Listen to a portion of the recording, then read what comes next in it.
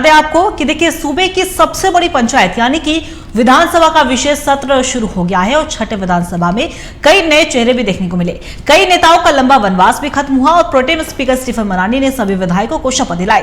सबसे पहले मुख्यमंत्री हेमंत सोरेन ने शपथ ली और इसके बाद उनके कैबिनेट के मंत्रियों ने शपथ ग्रहण किया। मंत्री सहित कई विधायकों ने हिंदी के साथ साथ खोटा, कुरमाली, संथाली, बांग्ला, उर्दू, होया, अंगिका, मघी सहित कई भाषाओं में शपथ ग्रहण किया। अब सदन मंगलवार को बैठेगी जहां नए स्पीकर का चयन भी होना है। पहले देखिए रिपोर्ट।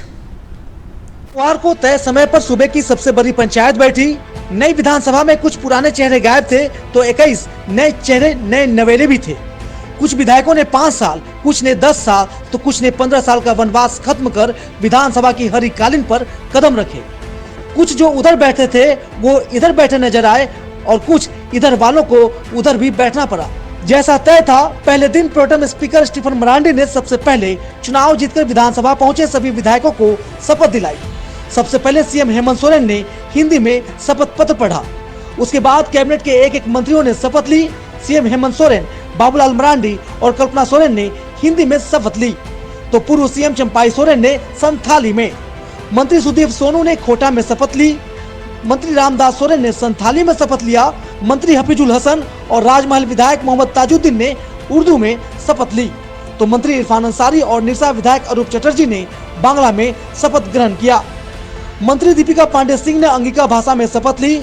इस चुनाव में बड़ा फैक्टर बनकर उभरे जेएलकेएम चीफ जयराम महतो ने कुरमाली भाषा में शपथ ली।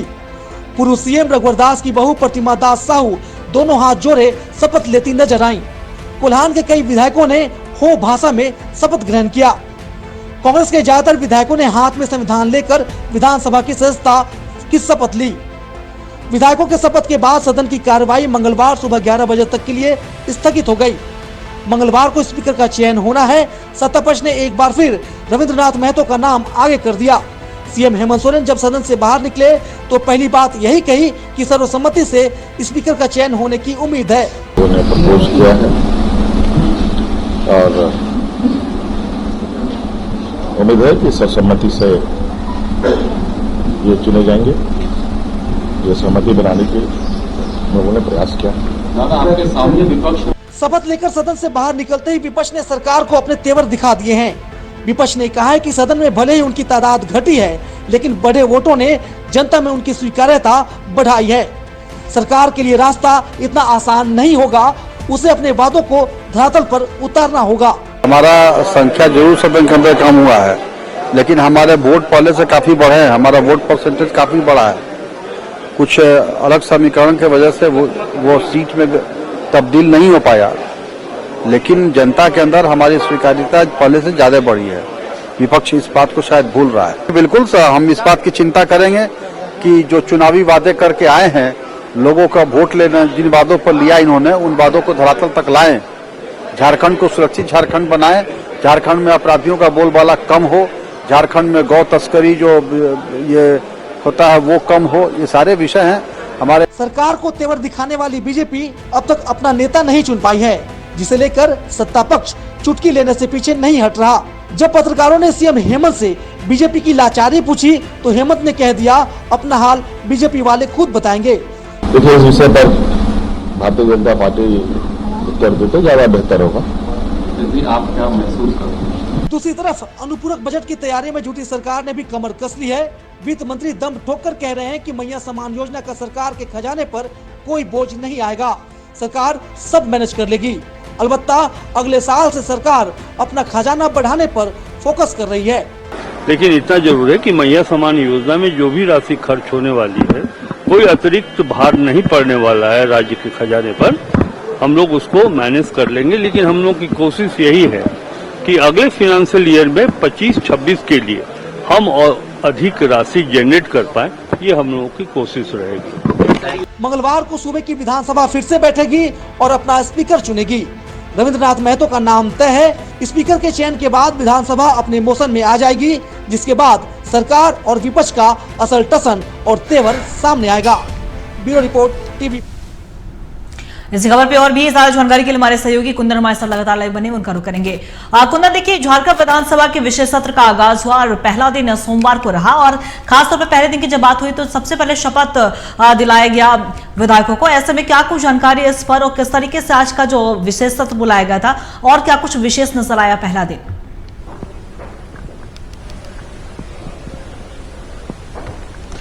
देखिए अंकिता, जब विधायक जब निर्वाचित होकर आते हैं तो जाहिर तौर पे उनका जो जब तक विधानसभा के अंदर में शपथ नहीं होता है तब तक उन्हें विधायक का जो कह सकते हैं कि तगमा जो होता है, पद जो होता है, वो सुचारू नहीं हो पाता है।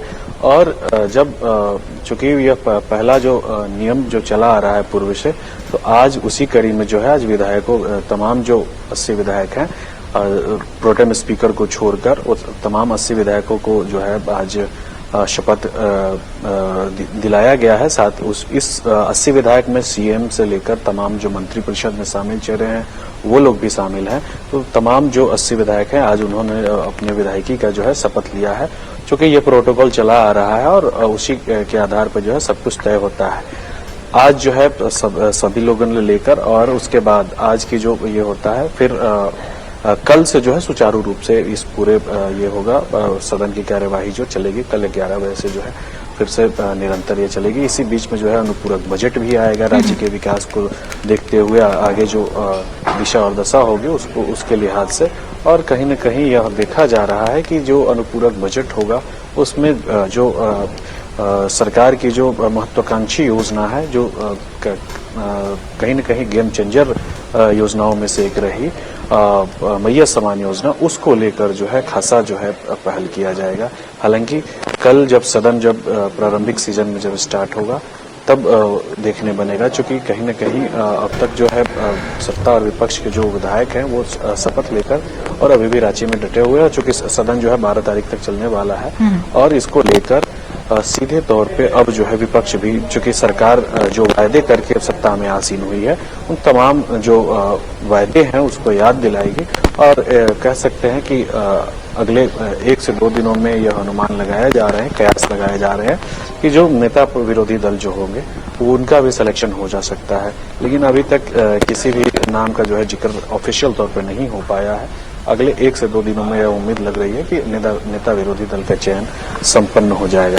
आज की जो जहां तक घटनाक्रम अगर है तो 81 विधायक जो है आज शपथ, माफ कीजिएगा 80 विधायक जो है आज शपथ ले लिए। प्रोटेम स्पीकर स्टीफन मरांडी ने शपथ दिलाई और उसके बाद फिर जो नियमानुकूल जो होता है आज का जो दिवस है वो कार्य स्थगित किया गया और उसके बाद कल से सुचारू रूप से चलेगा। जी कुंदन, बिल्कुल आपका बहुत बहुत शुक्रिया तमाम जानकारी के लिए। तो बता दें आपको कि झारखंड विधानसभा का विशेष सत्र का आगाज हो चुका है।